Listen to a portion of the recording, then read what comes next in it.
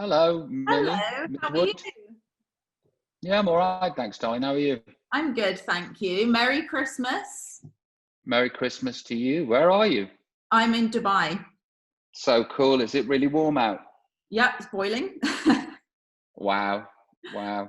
I'm jealous. I want to be there. Are you in the UK at the moment? I'm in the UK, yeah. I mean, at least you're going to feel Christmassy. Do you have your Christmas tree up yet? There is, no, it starts at the end of this week, I think. But Okay, like, I'm doing loads of promo from the house. So there's like plastic trees and stuff, okay. but it's not the same.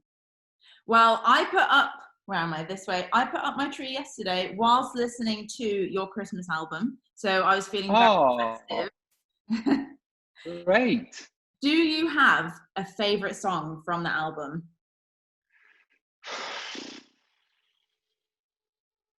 I think that there's a song called Bad Sharon that's a favorite of mine, and a song called Snowflakes.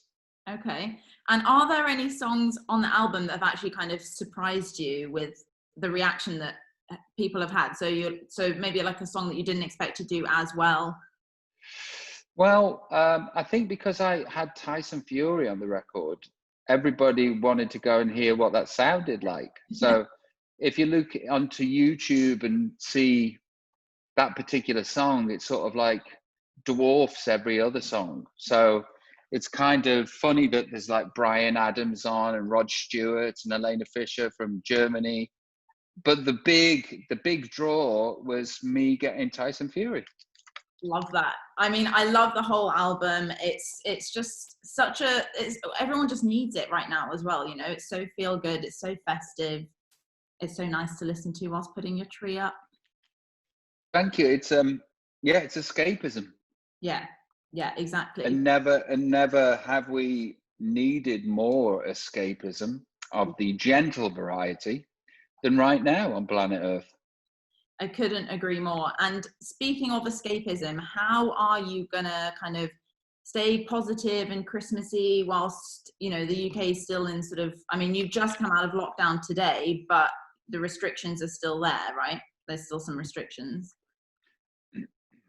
Yeah, the truth is about my life. When I'm in the UK, I don't go out anyway.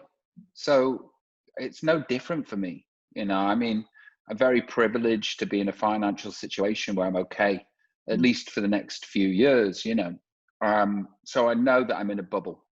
Um, but I've been doing quarantine in the UK now for 2 weeks. And then on Friday, I'm out of quarantine. And what I'll do on Friday is exactly the same that I did on Thursday.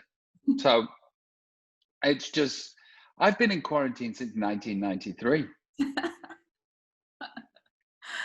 I'm kind of jealous of that, you know. When lockdown got lifted here, I became so, it was like Stockholm syndrome. I was like, no, I don't want to go out now. I actually like living at home and not seeing anyone and just chilling. That's how it gets you. It's like I relented to the pressure of being famous and kind of went, it's not worth going out. And then you stay in, and then it's very difficult to know how to then go out again. Mm. When you stop, things just seize up. Like if you don't use your body, your muscles and your bones seize up. And if you don't use your socializing skills, that seizes up too. So my advice to you is get out as much as possible. Um, so how do you normally spend Christmas Day then? What's your kind of perfect Christmas day? The kids wake me up too early. They open their presents. I'm not good without sleep. I'm just So what I'm about to say next might make me sound selfish, but it's just me. So Mm. I have to sort of pretend that I'm excited for them. And then once they've finished opening, I sneak off back to bed and get another hour and a half sleep, just so that my Christmas day isn't ruined by feeling grumpy. Yeah. And then I'll wake up and then it'll be time for lunch. And the food that we normally have is absolutely incredible. And I'll have either my mom or my father, depending on who gets which Christmas, and my friends will be with me.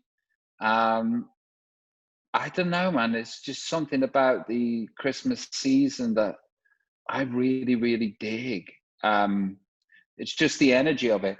But it's kind of like where there's an up, there's a down, because on the 27th of December, I sort of get the post-Christmas blues. Do your family have a favourite song off your Christmas album? I don't know. They haven't told me. My wife does what you do. You know, when she's putting the Christmas tree up, she'll put my album on. And at Christmas dinner, we'll put my album on too. And I know that's very narcissistic, but you know, if I'm going to play, I don't play any of my other records at any time in my life, other than, you know, after my records come out, I never hear them again. So it's nice to have a record that I put a lot of time and energy into that you could play at least once a year. So yeah, that's what we do. Yeah, and I think there's something special about a Christmas album that it does only come out once a year. So you do kind of make the most of it during that time. But apart from your album, do you have any other favorite Christmas songs? I heard Mariah Carey's song for the first time yesterday, and do you know, it's just a sensational song. You know, that's why it's enduring, and it's got that magic in it. My favorite is The Fairy Tale of New York by the Pogues. Mine too. Can't beat it. Yeah, you can't beat it. No. But I, you know, it's like I haven't found a Christmas song that I don't like. You know, I think I like The Waitresses. Do you know?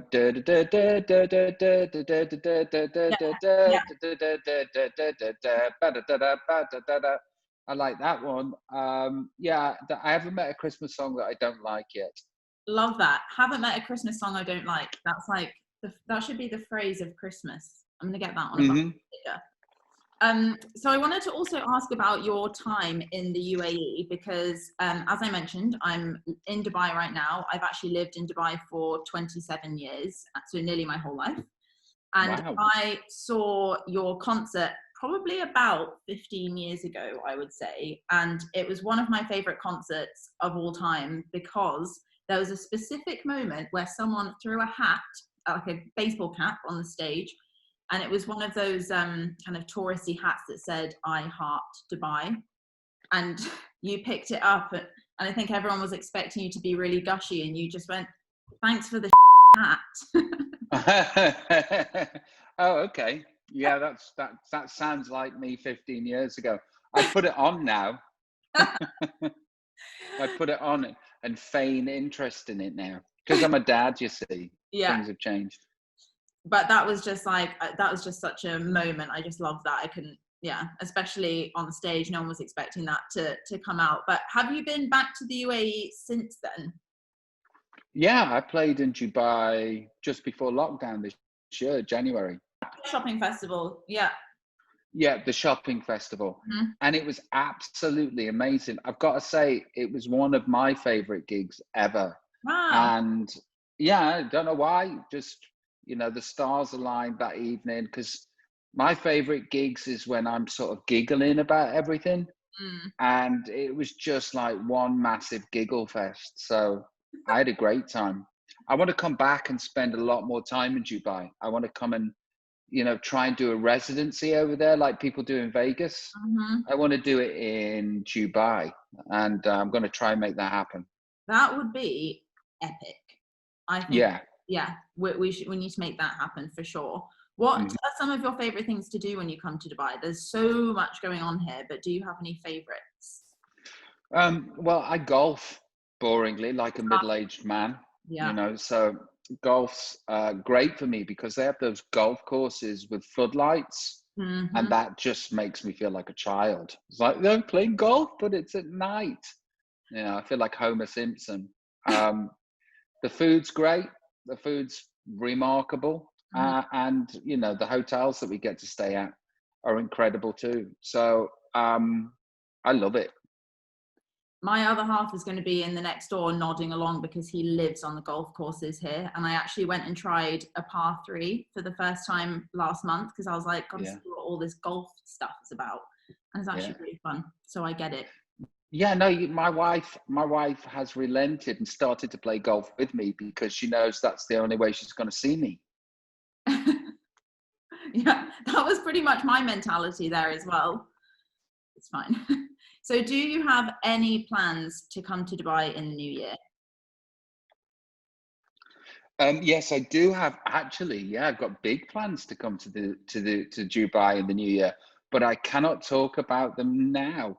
Hopefully, these big plans. Look, I want to become synonymous with Dubai. When people think of Dubai, I want them to think of Robbie Williams.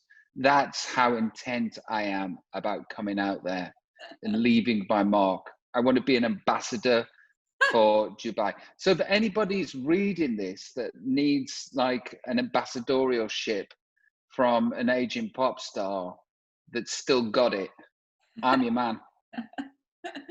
So last question, if you can't share your plans for Dubai next year, is there anything that you can share that you've got coming out, that you're working on, that we can look out for?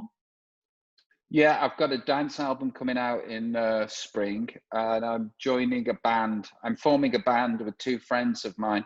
I'm very excited about it. Oh. I've been Robbie Williams I'm breaking Robbie Williams up.